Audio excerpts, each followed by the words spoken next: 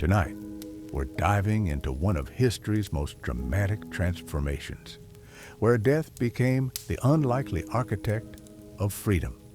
Picture this. It's 1348, and Europe is a graveyard. 1/3 of the population has been wiped out by the Black Death. Villages stand empty, crops rot in abandoned fields, and the lucky survivors stumble through a world that looks nothing like the one they knew just months before. But here's what nobody talks about. For the families who made it through this medieval apocalypse, what came next wasn't just recovery, it was revolution. The plague didn't just kill people, it murdered an entire social system that had kept peasant families chained to poverty for generations. And in its place, something extraordinary emerged. If you enjoy these deep dives into forgotten history, hit that subscribe button. We're just getting started. You wake up in 1349. The worst is finally over. The dying has stopped. The smell of death no longer clings to every street corner. But the world you step into bears no resemblance to the one you remember. Half your village is gone. Your neighbor's cottage stands empty, door hanging open like a mouth frozen in a scream.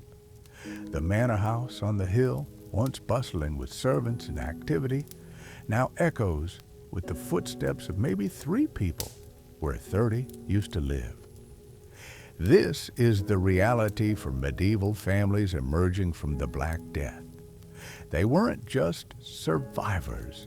They were the inheritors of a completely shattered world.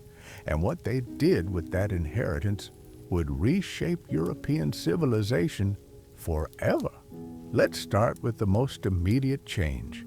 For 1,000 years, the feudal system had governed every aspect of peasant life with iron certainty.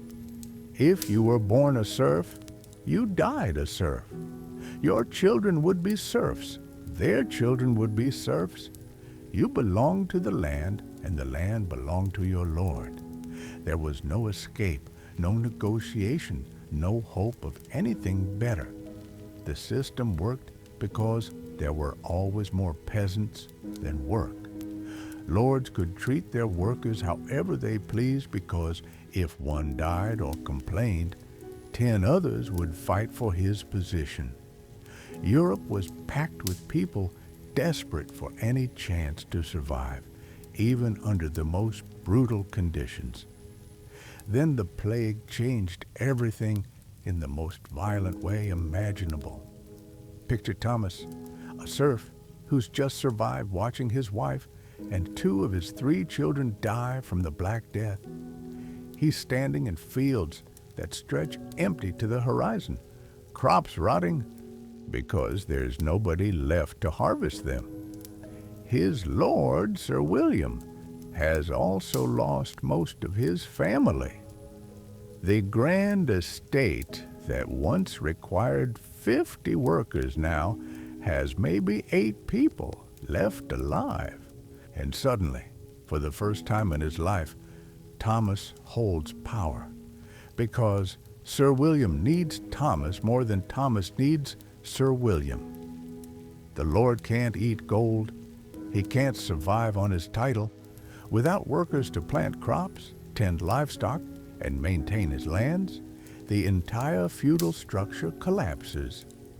And Thomas knows it. This is where the story gets fascinating. Imagine the psychological shift happening in medieval minds that had been conditioned for generations to accept absolute submission. These weren't people who had ever dreamed of negotiating with nobility. The concept of demanding fair wages or better treatment would have been as foreign to them as flying to the moon. But desperation makes revolutionaries out of anyone. Thomas walks up to the manor house, his boots cracked and worn. echo on stones that used to intimidate him. The great wooden doors that once seemed like barriers to another world now look smaller somehow, less imposing. Sir William meets him in the hall, and for the first time in recorded history between these two men, there's something approaching equality in the air. "I need you to plant the winter crops," Sir William says. But his voice lacks the commanding tone it used to carry. There's something else there now. Pleading, maybe. Desperation, definitely. Thomas nods slowly. "I can do that, my lord, but I'll need wages, real silver, not just food and shelter." The words hang in the air like smoke from a heretic's fire. In the old world, such a statement would have earned Thomas a beating or worse. But this isn't the old world anymore. This is a world where labor has become the most precious commodity on earth. Sir William agrees. He has no choice. And just like that, 1,000 years of feudal tradition begins to crumble. But this transformation wasn't happening in isolation. Across England, across France, across every corner of Europe that the plague had touched, similar conversations were taking place. Surviving peasants were discovering they had leverage their ancestors could never have imagined. The ripple effects started immediately. Word spread from village to village that workers could demand payment, that serfs could leave their traditional holdings and find employment elsewhere, that lords were competing against each other for laborers, offering increasingly attractive terms just to keep their estates functioning. This created what economists now recognize as Europe's first true labor market. For the first time in medieval history, workers had choices. If Lord A offered poor wages and harsh treatment, a serf could walk away and work for Lord B down the valley.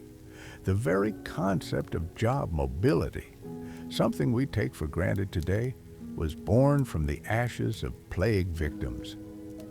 The economic data from this period tells an incredible story. Historical records show that wages doubled, then tripled in many regions. Peasants who had survived on bread made from inferior grains suddenly found themselves able to afford wheat bread. Workers who had never tasted meat except on feast days were eating it regularly. The poet John Gower complained bitterly that laborers were dressing above their station, wearing fine clothes that had previously been reserved for the upper classes. But the most revolutionary change was happening with land itself. For centuries, land ownership had been the exclusive privilege of nobility and wealthy merchants. The feudal system was built on the principle that peasants worked land they could never own, creating wealth they could never keep. The Black Death shattered this arrangement completely. With populations decimated and vast estates sitting empty, land prices collapsed. Properties that would have been unimaginably expensive before the plague were suddenly available for purchase by ordinary families. But more importantly, there were so few people left that lords began offering land as payment for labor. Meet Margaret, a peasant woman whose husband died in the plague, leaving her with 2 young sons. In the old world, she would have faced destitution. Widowed women with children were among the most vulnerable people in medieval society, often forced into begging or worse, just to survive. But Margaret lives in the post-plague world, where everything has changed. A local lord approaches her with an offer that would have been unthinkable just years earlier. He needs someone to manage a farm whose previous occupants all died. In exchange for working the land and splitting the profits, Margaret can live on the property as if she owns it. More importantly, her sons can inherit the arrangement. Margaret accepts, becoming one of the first yeomen in English history. A yeoman was a free farmer who owned or controlled enough land to support a family independently. These weren't serfs tied to a lord's estate. They were independent operators who could make their own decisions about crops, livestock, and business partnerships. The transformation was so dramatic that it created an entirely new social class virtually overnight. Historians estimate that within a generation of the plague's end, thousands of peasant families had transitioned from landless serfs to property-controlling yeomen. This wasn't gradual social mobility. This was a complete restructuring of medieval society compressed into just a few decades. But perhaps the most surprising beneficiaries of this transformation were women. Medieval women, especially those from peasant families, had lived under a system of triple oppression. They were controlled first by their fathers, then by their husbands, then by their lords. They couldn't own property, make business decisions, or even choose their own marriage partners. Women existed to produce children and labor, with virtually no legal rights or economic independence. The plague changed this with devastating efficiency. With so many men dead, women suddenly found themselves inheriting businesses, farms, and workshops. Widows, who would have previously been dependent on male relatives for survival, discovered they could run enterprises independently. More importantly, the labor shortage meant that women's work became essential in ways it had never been before. Take Elizabeth, a brewer's widow in a small English town. Before the plague, her husband had run the brewery while she assisted with basic tasks. When he died, the traditional expectation would have been for her to sell the business to a male relative or remarry quickly to secure male management. Instead, Elizabeth kept the brewery running herself. She negotiated with suppliers, managed employees, and expanded the business into neighboring villages. Within 5 years, she was one of the wealthiest people in her town, employing a dozen workers and owning property that her grandmother couldn't have dreamed of touching. Stories like Elizabeth's were happening everywhere. Women were becoming merchants, landowners, and independent business operators at unprecedented rates.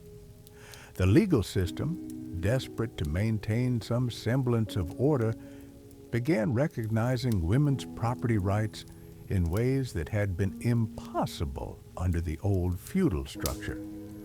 This economic transformation was creating psychological changes that went far beyond money and property.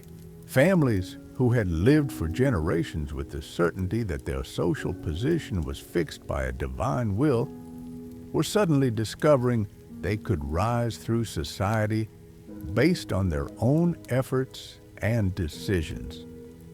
The implications were staggering. Children were being born into families where upward mobility wasn't just possible, it was expected.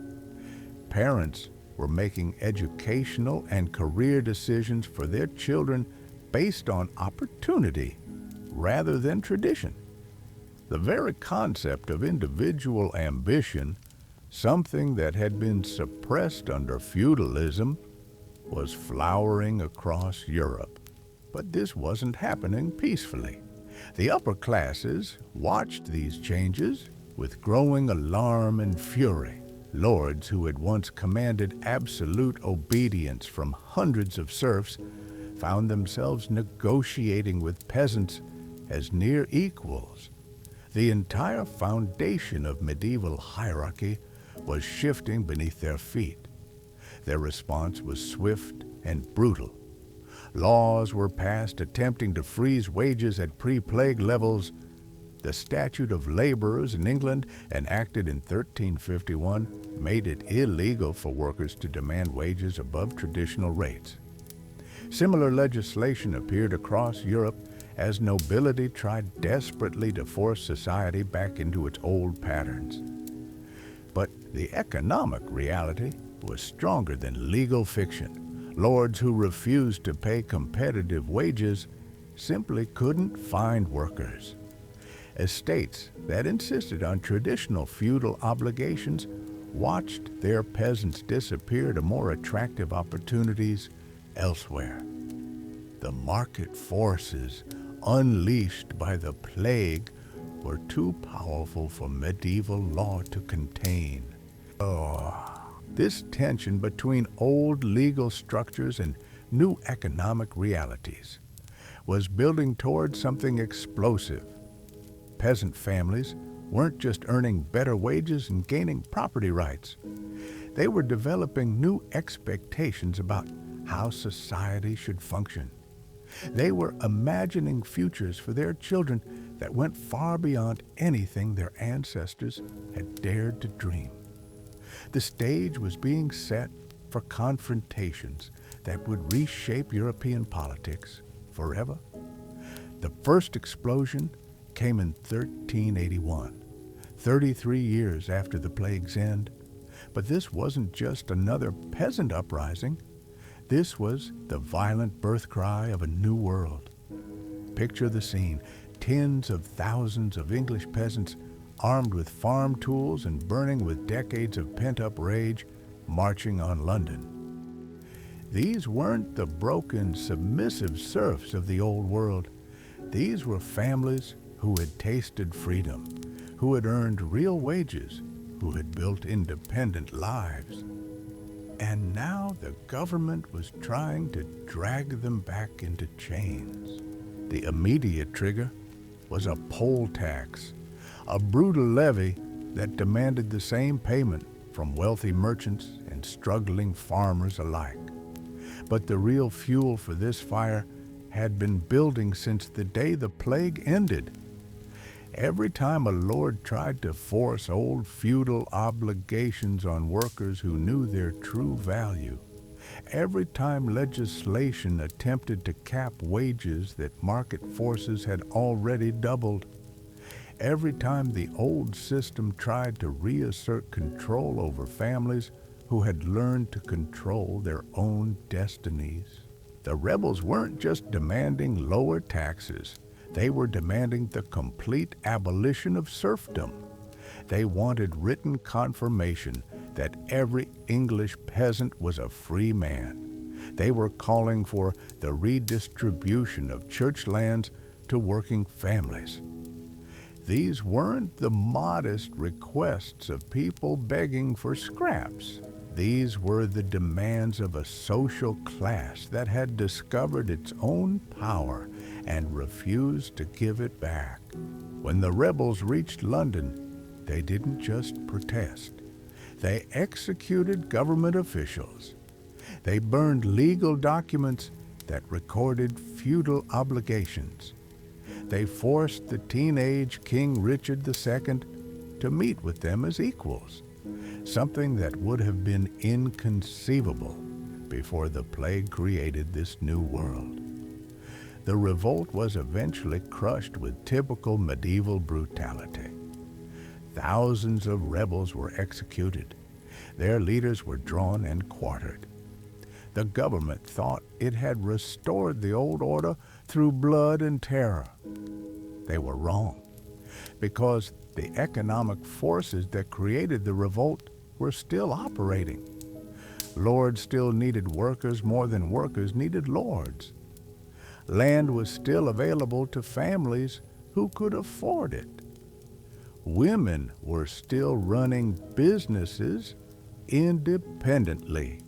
The market forces unleashed by the plague were stronger than any army. What the revolt really demonstrated was how completely the psychological landscape of medieval Europe had changed. These families weren't just economically better off than their ancestors, they were thinking differently about what they deserved, what was possible, what their children could become. And nowhere was this transformation more visible than in the rapidly growing cities. Urban centers had been hit particularly hard by the plague. Dense populations and poor sanitation made cities death traps during the pandemic.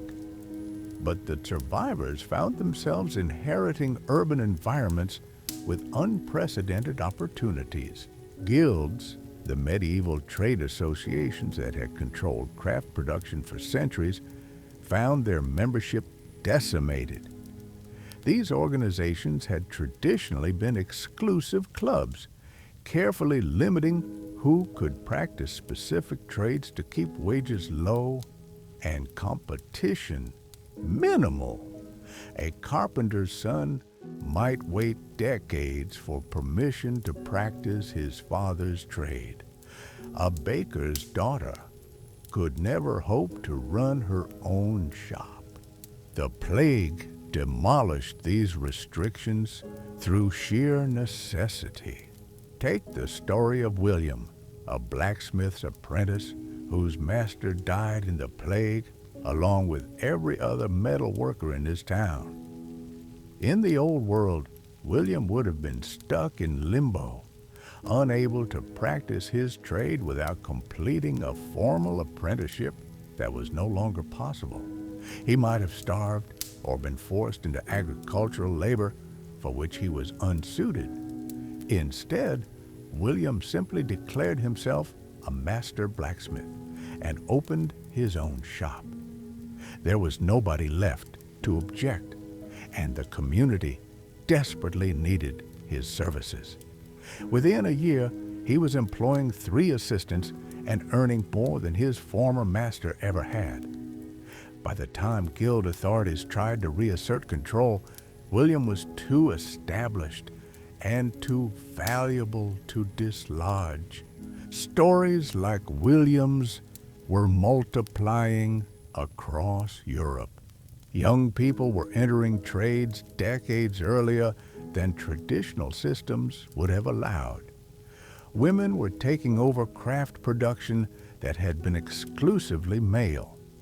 Entire families were relocating to cities where opportunities existed, rather than remaining bound to rural areas where their ancestors had lived for generations.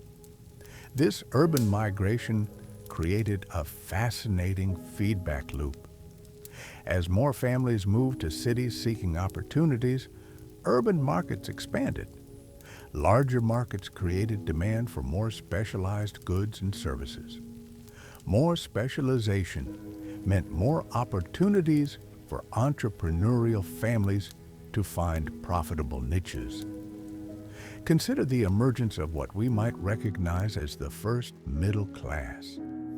These were families who weren't nobility, but who owned enough property and earned enough income to live comfortably. They could afford to educate their children, invest in business opportunities, and accumulate wealth across generations. The merchant family of Norwich exemplifies this transformation. Before the plague, Robert Merchant was a struggling cloth trader who could barely afford rent on a small workshop. His wife Alice worked as a seamstress, and their children seemed destined for lives of modest labor. But the post-plague economy changed everything for the merchants. With fewer cloth producers and increased demand from newly prosperous workers, Robert's business exploded. Alice expanded from individual seamstress work to managing a workshop employing a dozen women. Their eldest son, John, received an education that prepared him for international trade. Their daughter Mary married into a family of successful goldsmiths. Within a single generation, the merchants had transformed from struggling artisans to wealthy urban elites. They owned property in multiple cities, had business relationships across Europe, and wielded political influence that would have been impossible for their social class before the plague. But the most revolutionary change was happening in how these families thought about the future. Medieval people had traditionally viewed time as cyclical. Seasons repeated, generations followed the same patterns, social positions remained fixed. The plague shattered this circular thinking and replaced it with something linear and progressive. Families began planning for improvement, for advancement, for futures that would be different from and better than their pasts. This shift in temporal thinking had profound implications for everything from marriage strategies to investment decisions. Parents were choosing spouses for their children based on economic potential rather than traditional social compatibility. Families were saving money for opportunities that didn't yet exist, but might emerge. They were taking risks, making bets on futures they could imagine but had never seen. The transformation was so complete that it created new forms of inequality that hadn't existed before the plague. While many peasant families were rising into prosperity, others found themselves left behind by changes they couldn't navigate or understand. The lucky and clever were accumulating wealth at unprecedented rates, while the unlucky or inflexible faced new forms of poverty. This economic stratification was particularly visible in rural areas where some families had successfully transitioned to independent farming, while others remained trapped in increasingly obsolete feudal relationships. The gap between successful yeoman families and struggling serfs was often greater than the old distinction between peasants and minor nobility. These disparities created social tensions that would simmer for generations, but they also drove innovation and competition in ways that benefited society overall. Families who saw their neighbors prospering through new agricultural techniques or business ventures were motivated to adopt similar strategies. Success bred imitation, and imitation spread prosperity. The legal system was struggling to keep pace with all these changes. Laws written for a feudal society where social mobility was virtually non-existent were being challenged daily by families whose lives no longer fit traditional categories. Courts found themselves adjudicating disputes between serfs and lords that assumed equality before law.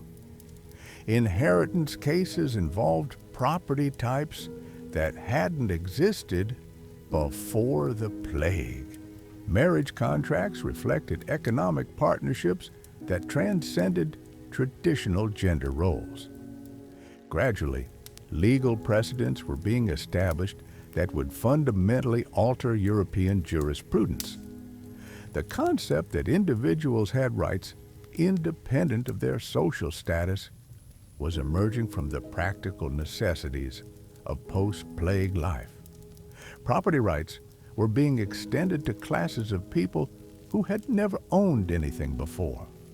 Women's legal standing was expanding as economic reality forced recognition of their business activities. These legal changes were creating institutional frameworks that would support continued social and economic development for centuries. But they were also generating backlash from traditional elites who saw their privileged positions being eroded by legal equality. The tension between old and new was playing out not just in courts and parliaments, but in the daily interactions between families from different social backgrounds. A yeoman farmer's daughter might now own more land than a knight's son. A merchant's wife could wield more economic influence than a minor lord. These reversals of traditional hierarchy were creating psychological stress for everyone involved. Yet somehow, European society was adapting to these changes with remarkable resilience. New social norms were emerging that allowed people from different backgrounds to interact as approximate equals when economic interests aligned. Business partnerships were forming that would have been impossible under strict feudal hierarchy. Marriage alliances were being negotiated between families that traditional society would have considered incompatible. The transformation was accelerating, creating momentum that would carry European civilization into entirely new territory. The cultural implications of these economic shifts were rippling through every aspect of medieval life in ways that nobody had anticipated. Music, art, literature, religious practice, even the way people dressed and spoke, were all being transformed by families who suddenly had the wealth and freedom to express themselves differently. Consider the revolution happening in something as basic as food. For centuries, peasant families had survived on porridge, dark bread, and whatever vegetables they could grow in small garden plots. Meat was a luxury reserved for feast days and the tables of the wealthy. Spices were unimaginably expensive exotic treasures that most people never tasted in their entire lives. But prosperous post-plague families were eating like nobility for the first time in European history. They could afford white bread made from fine wheat. They were purchasing meat regularly from local markets. Some were even buying imported spices to flavor their meals in ways that would have seemed impossibly luxurious to their grandparents. This dietary transformation wasn't just about pleasure. Better nutrition was creating stronger, healthier children who grew taller and lived longer than previous generations. Families were investing in their children's physical development in ways that had practical implications for everything from military service to marriage prospects. The clothing revolution was equally dramatic. Sumptuary laws had traditionally dictated that different social classes must dress in specific colors and fabrics to maintain visible hierarchy. Peasants wore rough brown wool. Merchants could use better materials, but were forbidden certain colors. Only nobility could dress in silk, purple, or gold trim. These laws were becoming impossible to enforce when prosperous farmer families could afford better clothing than impoverished knights. Local authorities found themselves in the absurd position of trying to determine whether someone's wealth was legitimate enough to justify their fashion choices. The legal system was breaking down under the weight of social changes it couldn't accommodate. Margaret, the widow we met earlier who became a yeoman farmer, now walked through her village wearing a blue wool dress with silver buttons.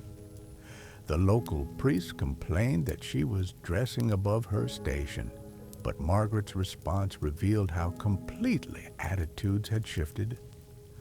"I pay more in taxes than Sir Edmund," she told him. "If I can afford blue wool, I'll wear blue wool." Her defiance wasn't just personal pride, it reflected a fundamental change in how post-plague families understood their place in the world. They weren't asking permission anymore. They were claiming space that their success had earned them. This confidence was manifesting in architectural changes that still shape European cities today. Prosperous merchant and yeoman families were building houses that announced their new status to anyone who cared to look.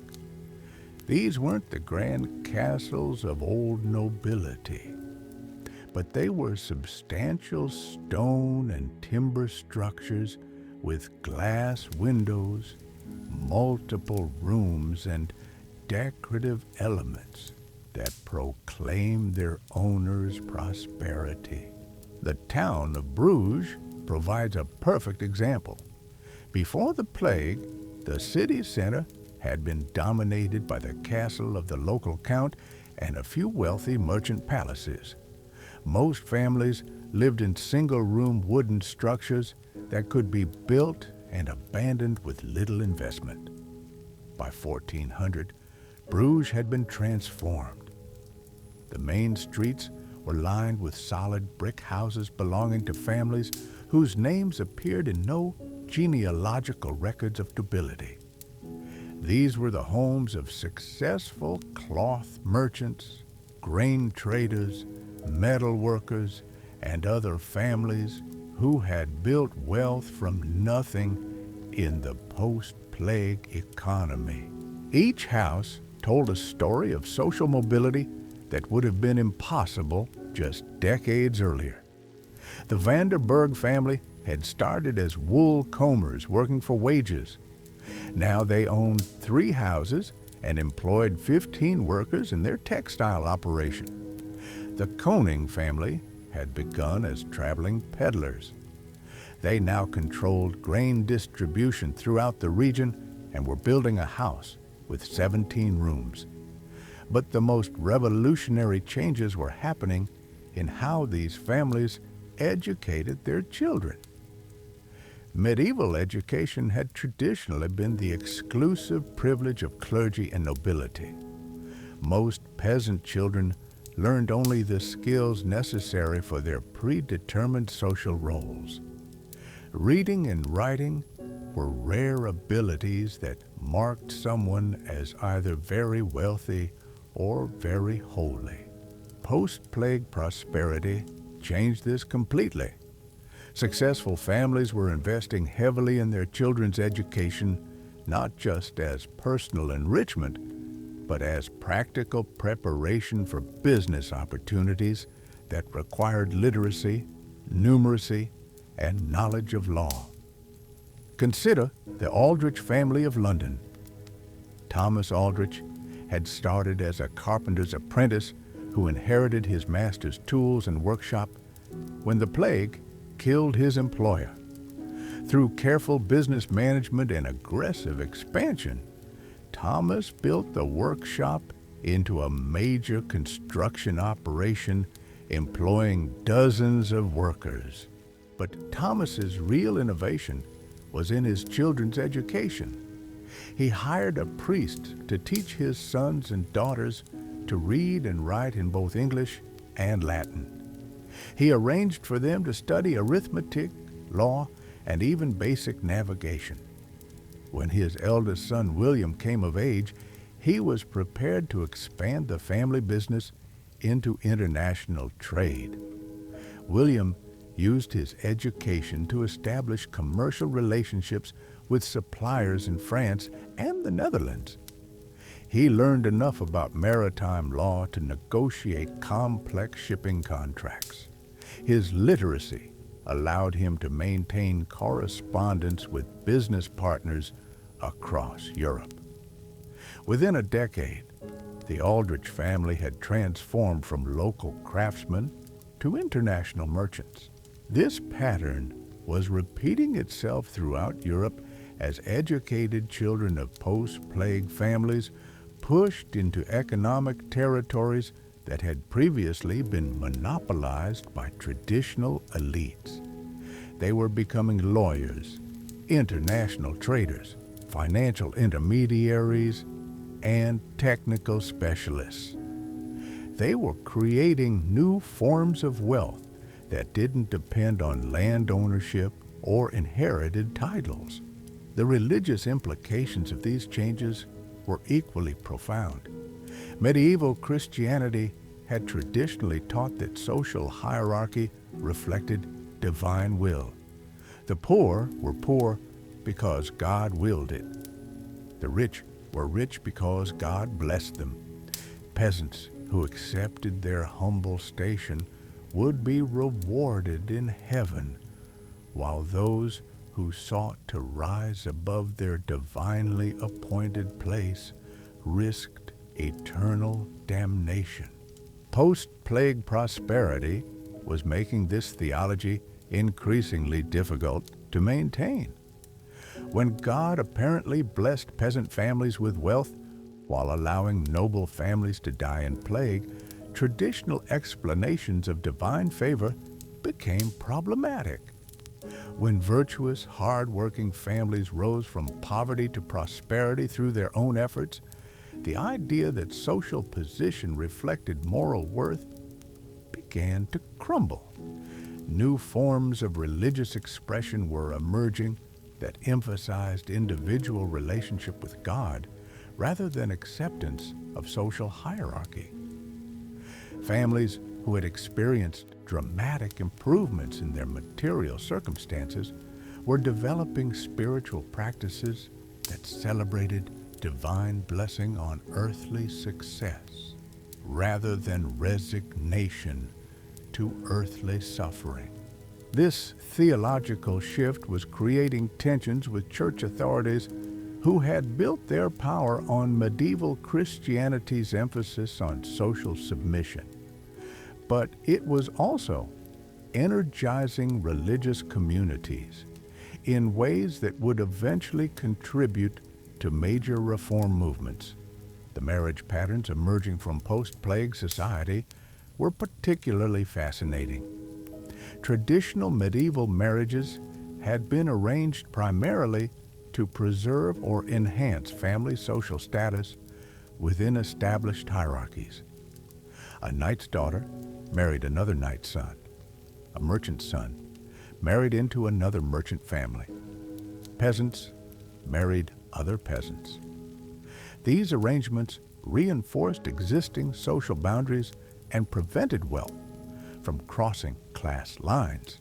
But when social boundaries became fluid, marriage strategies became much more complex and interesting.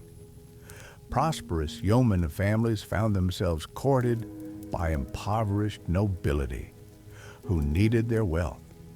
Successful merchant families could offer their children marriage opportunities that had previously been reserved for the highest social ranks. Take the marriage of Alice Merchant, daughter of the Norwich cloth traders we met earlier. In the old world, Alice would have married within the artisan class, probably to another cloth worker's son. Her marriage would have been a modest affair designed to combine two similar family businesses. Instead, Alice married Sir Geoffrey Thornton, the younger son of an established noble family whose lands had been devastated by plague mortality. Sir Geoffrey brought social status and political connections. Alice brought substantial wealth and business expertise.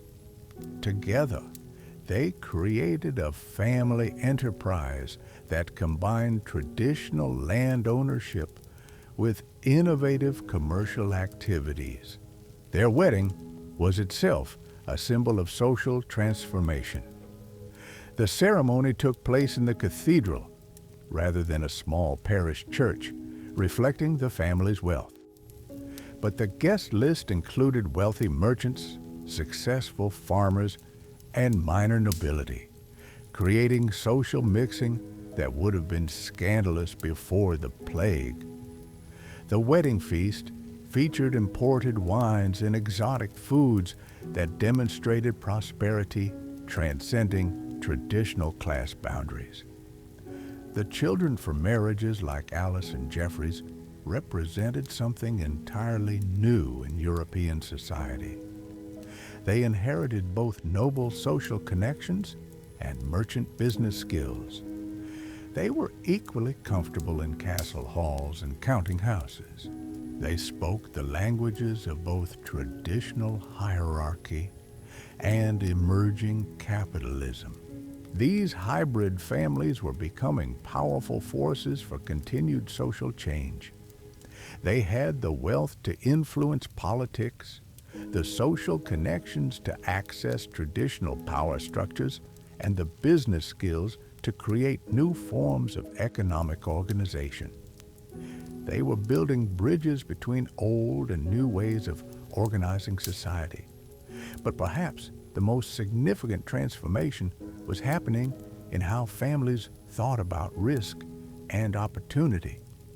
Medieval peasants had traditionally avoided risk because they lived so close to subsistence that any setback could mean starvation.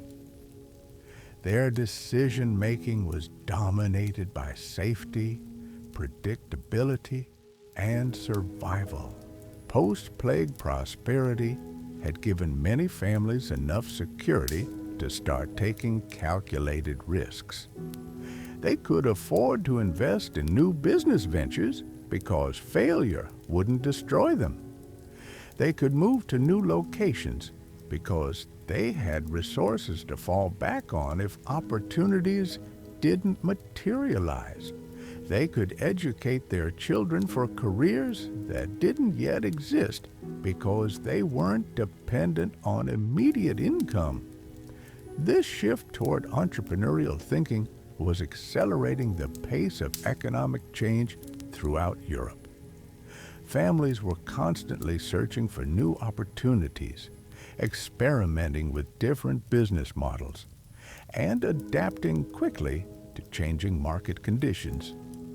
The economy was becoming more dynamic and innovative than it had ever been in medieval history. The technological innovations emerging from this entrepreneurial energy were remarkable. Post-plague families were investing in improvements to everything from agricultural equipment to manufacturing processes. They were funding experiments in metallurgy, navigation, and construction techniques. They were creating demand for luxury goods that drove innovation in crafts and artistic production. Consider the revolution in timekeeping that emerged from post-plague commercial needs. Medieval people had traditionally organized their days around natural rhythms and religious observances. Sunrise, sunset, and church bells provided sufficient temporal structure for agricultural and feudal society. But successful merchant families needed more precise time coordination for their business activities. They needed to synchronize meetings with partners, coordinate shipping schedules, and manage complex production processes that involved multiple workers and stages. This commercial demand drove innovations in mechanical clocks that would eventually transform how all Europeans thought about time. The Zimmermann family of Frankfurt exemplified this technological transformation. Hans Zimmermann had started as a simple metal worker who repaired tools and household items. But his son Klaus used post-plague prosperity to invest in experimenting with precision metalwork for mechanical devices. Klaus developed improved techniques for creating the small gears and springs needed for reliable clocks. His innovations made accurate timekeeping affordable for prosperous merchant families throughout the region. The Zimmermann workshop became a center for technical innovation that attracted skilled craftsmen from across Europe. Within 2 generations, the Zimmermans had transformed from basic metalworkers to leaders in precision engineering. Their technical innovations contributed to advances in navigation instruments, mechanical looms, and other devices that would drive European technological development for centuries. Similar stories were playing out in dozens of other industries as post-plague families invested their newfound wealth in technical improvements and innovations. The cumulative effect was an acceleration of technological development that would eventually contribute to major economic and social transformations. The international implications of these changes were becoming increasingly significant. Prosperous post-plague families were not limiting their activities to local markets. They were establishing trade relationships that spanned continents, creating economic networks that connected European communities to global commerce in unprecedented ways. The Venetian records from this period show remarkable increases in international trade volume, driven largely by new merchants from families that had no commercial experience before the plague. These newcomers brought fresh perspectives and aggressive business practices that disrupted traditional trading patterns and opened new opportunities. Portuguese exploration efforts were being financed partly by merchant families seeking new sources of profit to replace traditional European markets that had been disrupted by plague mortality. The search for alternative trade routes to Asia was driven by entrepreneurial families looking for opportunities to build wealth independently of established commercial hierarchies. These international connections were exposing European families to new ideas, technologies, and cultural practices that would continue transforming society for generations. The post-plague recovery wasn't just rebuilding European civilization, it was creating foundations for European expansion and global influence that would shape world history. But as these transformations accelerated, they were also creating new tensions and challenges that would test the resilience of the emerging social order. The success of some families was creating resentment among those who hadn't benefited from post-plague opportunities. Traditional elites were organizing resistance to changes that threatened their established privileges. Religious authorities were struggling to maintain spiritual authority over communities that were developing new theological perspectives. The stage was being set for conflicts that would determine whether the post-plague transformation could become permanent or whether traditional forces would succeed in rolling back the changes that had emerged from Europe's greatest catastrophe. The resistance came swiftly and brutally. By 1400, the old guard had watched enough. Noble families who had lost their ancestral dominance to plague survivors weren't going to surrender quietly to upstart merchants and prosperous peasants. The church hierarchy, seeing their moral authority challenged by families who interpreted divine blessing differently, began pushing back against theological innovations that celebrated earthly success. King Henry IV of England issued new proclamations attempting to restore traditional social boundaries. Sumptuary laws were rewritten with harsh penalties for families who dressed above their natural station. Guild restrictions were reinforced to prevent newcomers from entering established trades without proper bloodlines or lengthy apprenticeships that few could afford. But the economic reality was too powerful to suppress through legislation alone. Take the case of Robert Ashford, a successful grain merchant whose family had risen from serfdom to substantial wealth within 2 generations. When royal officials attempted to force him back into feudal obligations to his former lord, Robert had resources that his grandfather could never have imagined. He hired lawyers, appealed to higher courts, and ultimately purchased a royal charter that formally recognized his family's free status. The legal battle cost Robert nearly a third of his wealth, but he won. More importantly, his victory established precedents that other families could follow. The old system couldn't simply declare the new prosperity illegal when that prosperity had created the very wealth that funded resistance to legal challenges. This created a fascinating arms race between traditional authority and emerging wealth.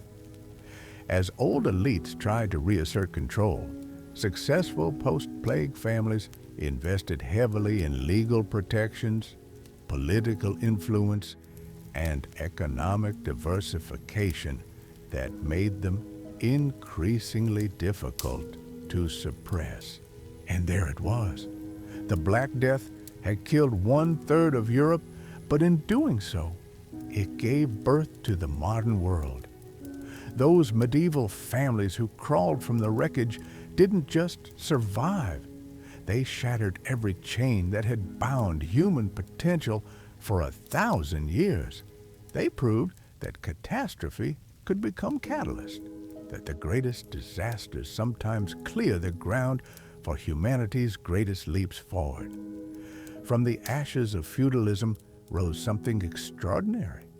The idea that ordinary people could control their own destinies. That's a revolution worth remembering.